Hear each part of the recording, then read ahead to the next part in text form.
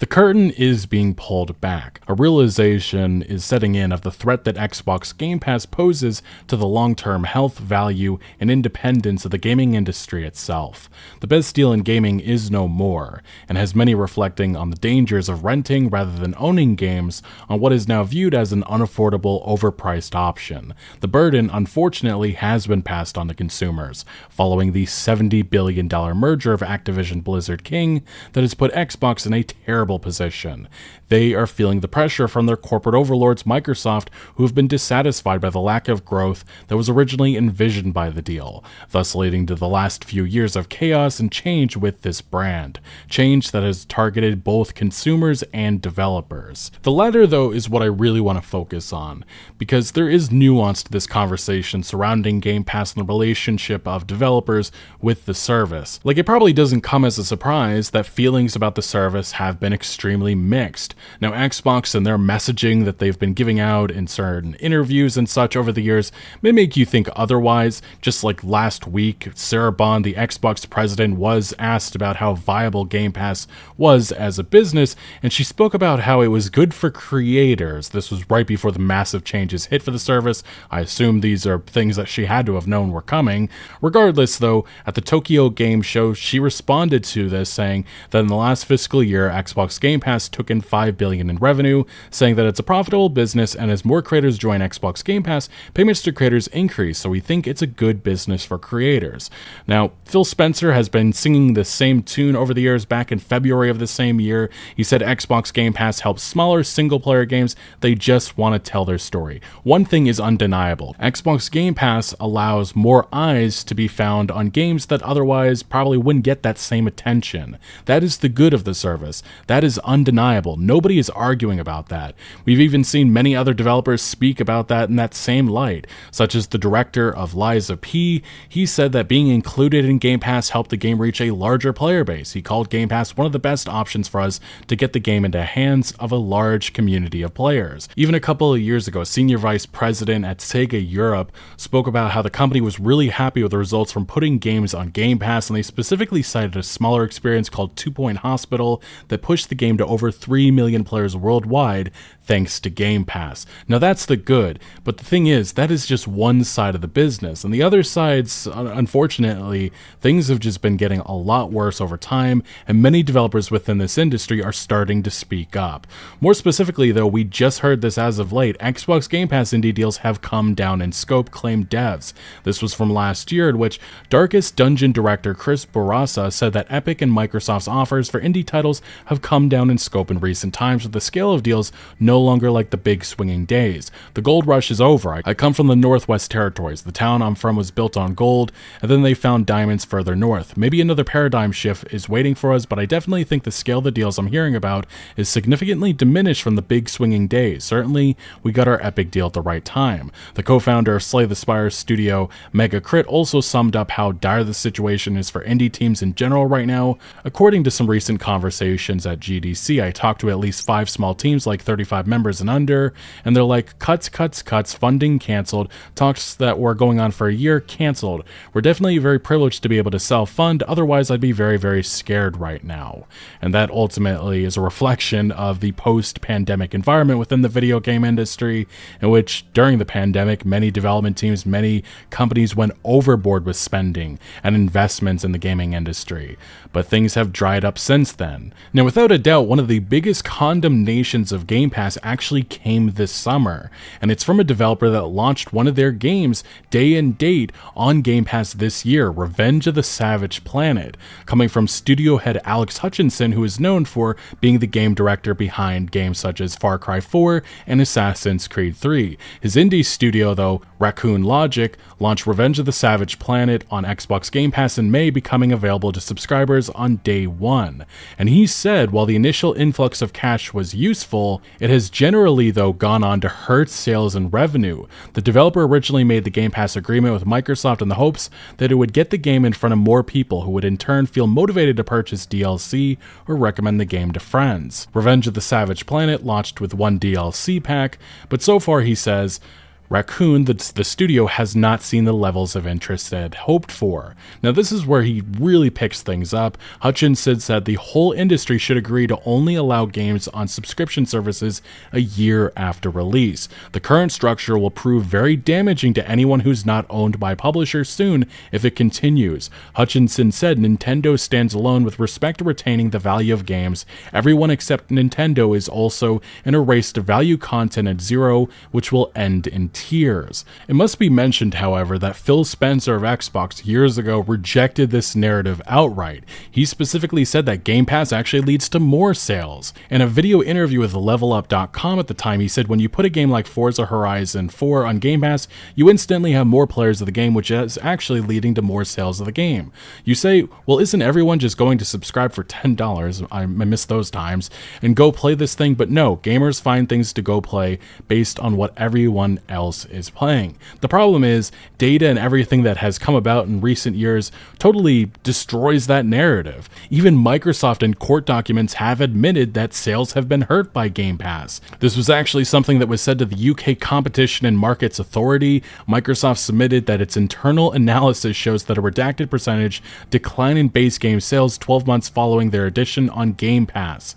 And elsewhere in the report, it was actually noted that Activision, before being purchased by Microsoft, even they themselves had a dim view on putting its titles into multi-game subscription services on any platform, believing that severely cannibalizes buy-to-play sales, particularly in the case of newer releases. And earlier this year, games analyst Chris String added to this perspective, saying that Xbox Game Pass titles can face huge loss of premium sales. String says that the figure thrown around suggests that up to 80% of a game's expected premium sales can be lost when the title is available through Xbox Game Pass. This can also potentially impact a game's placement on sales charts, with String pointing to recent titles like Hellblade 2 not selling as well as some believed it would, despite still being played by many. So now I think you get an understanding that the feelings surrounding Game Pass have been mixed for a while now.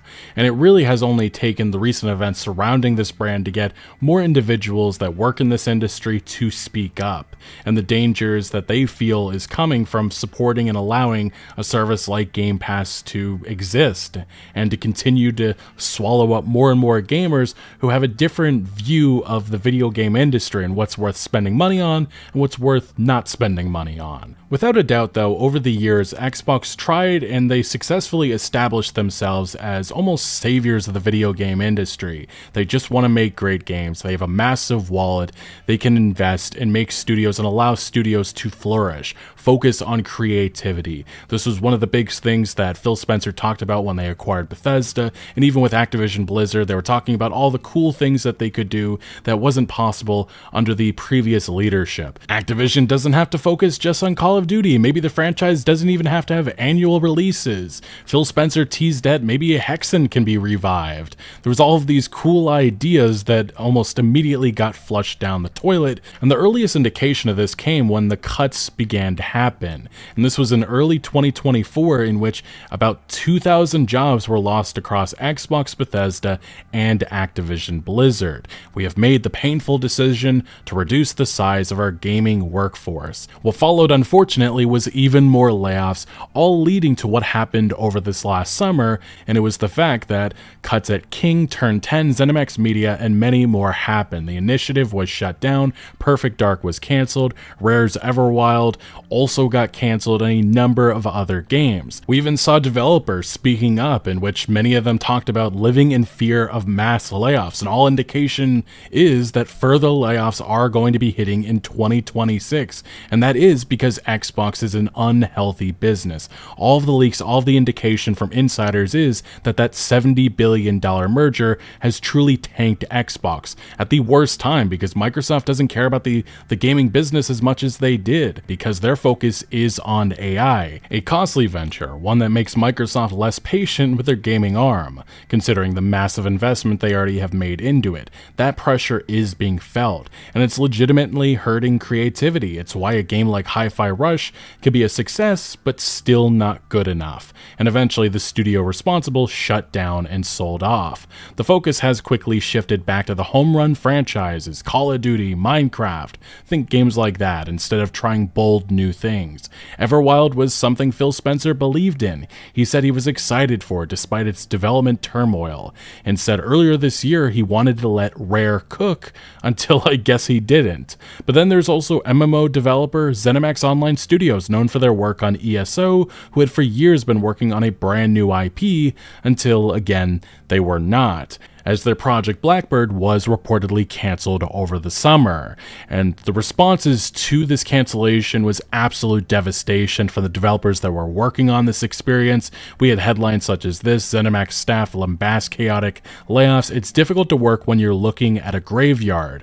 We also saw ESO devs reacting to some of the emails that they were getting from Microsoft leadership, some wondering how could a carcass of workers, how are they supposed to keep shipping award-winning games? I don't care how many times they do it to try and make it seem normal, it's not. And some also brought up the fact that Phil Spencer supposedly loved the game. He loved the game that they're putting together, and they said that a future has been stolen from many of us and our community will never experience an amazing game. All of this creates a negative image about Xbox. It shows the dangers of being attached to a trillion-dollar company that has no care in the world for this gaming industry or about creativity, innovation, or art, or any of that. They care about money. That is their sole focus. And specifically with Bethesda Softworks, they have been especially harmed by Microsoft and their decision-making. Last year, we saw the shuttering of multiple Bethesda studios. Arcane Austin, best known for their work on Prey, they were shut down. Alpha Dog Studios, shut down. Tango Gameworks, known for The Evil Within, Hi-Fi Rush, shut down. And Roundhouse Games was thrown in a support role to work on The Elder Scrolls Online. And speaking of ZeniMax Online Studios, their Destiny-style new IP shooter shut down and mass layoffs hit the studio. And all of this has gotten the attention of former Bethesda Vice President Pete Hines, who was at the company for 24 years and only recently retired. And he had a lot to say about how Xbox is running the company and also about Game Pass. Now, this interview with Hines, coming from Double Tap, goes extensively over his entire career. He talks about his early days, he talks about his relationship with Todd Howard, and a lot more. He also talks about some of his greatest regrets, one of which is something that we talked extensively on the channel about years ago, and that is the Fallout 76 Collector's Edition and the controversy that was associated with that because they sold a nylon bag with it instead of the canvas bag that was advertised. Hines says in this interview that his reaction was, when the F did we add a canvas bag to this Collector's Edition? He goes on to mention that he's still annoyed that the damn thing was there in the first place and nobody had told him that at the time that there was a canvas shortage that happened, and there was just a lot of communication issues that had happened with that. He also spoke about his regret with calling 2017's Prey that name. Don't even get me started on that. I definitely pissed some people off internally over that name. I fought so hard against using that name. He disagreed, but others wanted the name and they got their way. Although, in time, now, I do agree with him. It was a mistake. Many still remembered the original game that had zero relationship to the 2017 game and were never able to separate the two. But that was the old independent Bethesda, their history, which came with its good and bad. And this history, this old Bethesda, is something that Pete Hines does reflect on in this interview and talks about how times have changed. It was Robert Altman's company, and we were his employees, no question, but he treated us more like family, and we found a culture that really fit us. When it was working, it was magical. We were a small private company. It's way easier to stay out of scrutiny when you're not having to put your earnings reports out for the whole world. There's just no question that the company is not the same. It has been radically changed and altered from the company that we built. It is what it is. Things change, things move on, but at its height, it was really a special thing to be a part of. And the thing is with Bethesda and just being private overall, it's usually more beneficial, but it always comes down to who's invested in the company. And in the mid-2010s, Bethesda made a decision, or ZeniMax leadership under Robert Altman. They took on private equity. An equity firm took a major stake in ZeniMax, and what we saw in the years to follow were just some very puzzling decisions. And it was a push to really boost the overall portfolio of Bethesda and the profits that they had. did. Why did they do that? Well, to get what ended up happening with Microsoft, a massive deal. That's what these equity firms are known for. That's why Bethesda Game Studios was making Fallout 76. That's why Machine Games was working on Wolfenstein Youngblood. That's why Arcane Austin was working on Redfall. Online live services from single-player developers that never should have happened, and the latter of which could have been entirely avoided. And actually, the developers at Arcane Austin were hopeful that under Microsoft, things were going to change. Phil Spencer, his leadership team, Matt Booty, they were going to come in, realize how much of a disaster Redfall is, and do what was right. Have them work on their bread and butter, which is single-player story-driven experiences, but that's not what Xbox leadership did. They let the development continue on, and it led to what was one of the worst games of 2023 when it released, and unfortunately a year later, the studio being shut down. Now, on this note of Bethesda Studios being shut down, which includes Hi-Fi Rush developer Tango Gameworks, this is where Pete Hines starts to go off about Xbox Game Pass and what it represents for this industry, being extremely critical. He says, "I'm not working in any of these companies anymore, and so I don't assume that everything I knew while I was in the industry still holds true today. At the same time, I'm involved enough to know I saw what I consider to be some short-sighted decision-making several years ago, and it seems to be bearing out the way I said.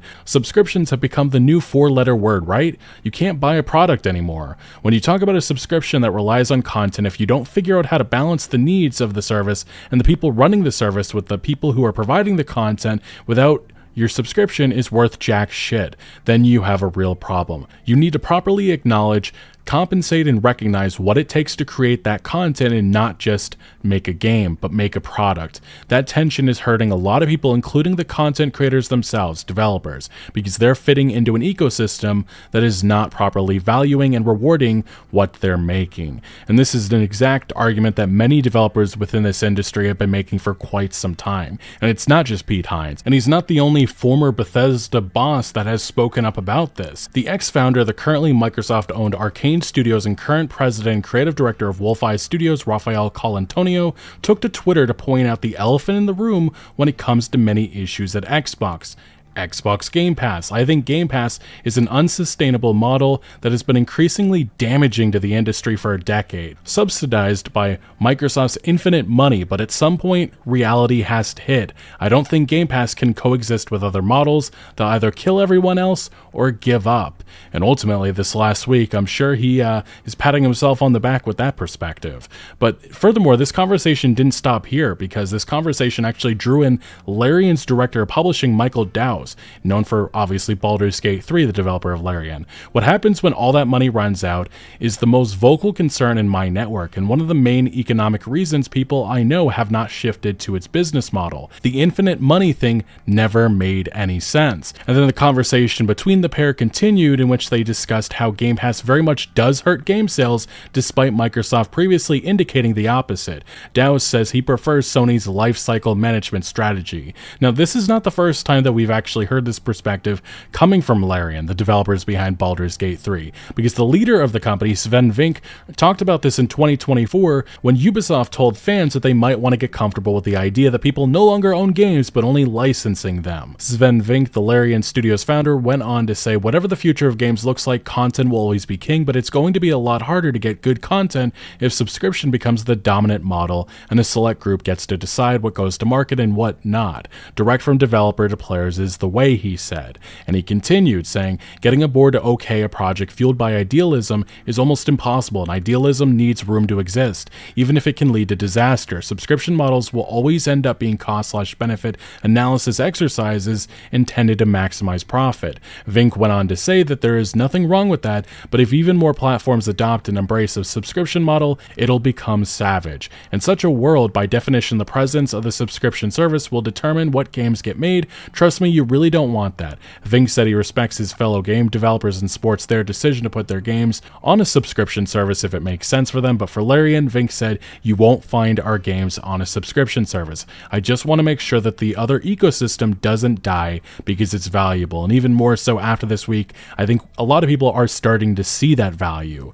Now, from that original report from Bethesda's Pete Hines, what he said about Game Pass, it started to make the headlines of many different outlets, and it actually got the attention of Sony former executive Sean Layden, who took to his LinkedIn account to say, "I'm just going to leave this here. I believe Pete's colorful quote hits the nail right on the head. The question is not, is the service profitable for the platform? Is it healthy and helpful for the developer is what we need to ask." And this is not the first time Sean Layden has really gone after Game Pass and saying that it is not the future of the games industry. This is an article just from literally a month or so ago in which Layden said that subscription services like Game Pass turn developers into wage slaves. In a wide-ranging games industry interview on the state of the industry, Layden compared gaming subscription services unfavorably with music subscription services. While products like Spotify and Apple Music have dramatically undermined physical music sales, musicians, so Layden contends, at least have touring and merchandise as alternative income streams.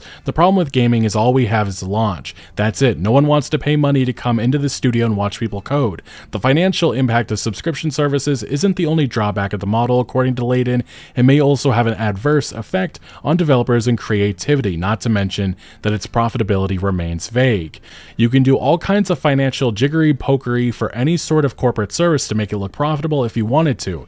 You take enough costs out and say that's off the balance sheet, and oh look, it's profitable now. The real issue for me on things like Game Pass is it healthy for the developer? Subscription service risk turning studios and developers into something akin to a wage slave. They're not creating value, putting it into the marketplace, hoping it explodes, and profit sharing and overages and all that nice stuff. It's just, you pay me X dollars an hour, I build you a game, here, go put it on your servers. Now, Layden was not alone with responding to Pete Hines' remarks, because we actually heard from a former Xbox vice president who was at the company for more than 20 years, who said that Game Pass creates weird inner tensions because a game's popularity can actually damage sales. The majority of game adoption on Game Pass comes at the expense of retail revenue. These are specifically comments coming from former World Edge's studio head and Xbox Game Studios vice president Shannon Loftus, who retired just recently, and she acknowledged the issue, writing, "As a longtime first-party Xbox developer, I can attest that Pete is correct.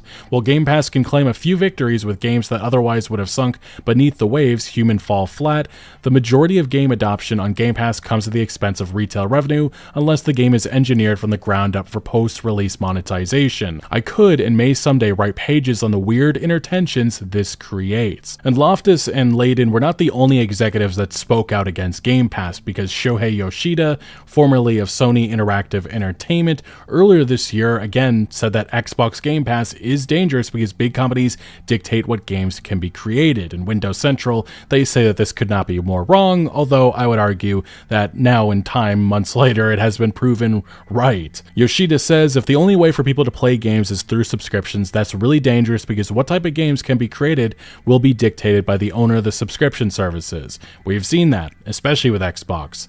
Continuing, he said, "That's really risky because there must always be fresh new ideas tried by small developers that create the next wave of development. But if the big companies dictate what games can be created, I don't think that will advance the industry."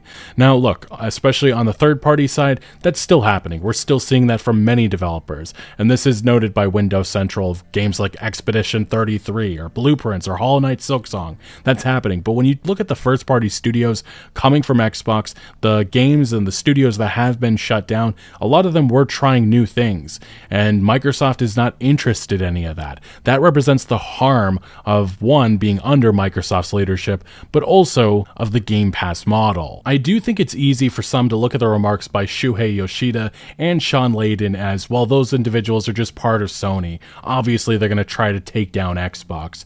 But I really do think that they had a point. And the point is that there is damage when creativity is being harmed, and we have seen that damage. The turning point wasn't even this last year. It's what happened with Hi-Fi Rush. Xbox immediately came out. They called that a massive success, and then months later, the studio shut down. That was a bold new try, and that's why at the time, many really came to the conclusion that Xbox only wants the home run franchises, or things that are quickly achievable and made. And that's what we have seen in time. It's all about Minecraft. It's all about World of Warcraft, Call of Duty. That is their focus. And with the Game Pass increases this last week and the reporting that has followed, it has only strengthened that perspective. But also, even if you disagree with what Sean Layden and Shohei Yoshida have said, you're hearing similar rhetoric coming from former executives at Xbox, that being obviously Shannon Loftus and Pete Hines. And they are singing a similar tune. They are discussing the reality vulnerabilities that currently face Xbox that thus far that leadership team have neglected to touch on. And it's one of those things that's going to continue to plague this platform,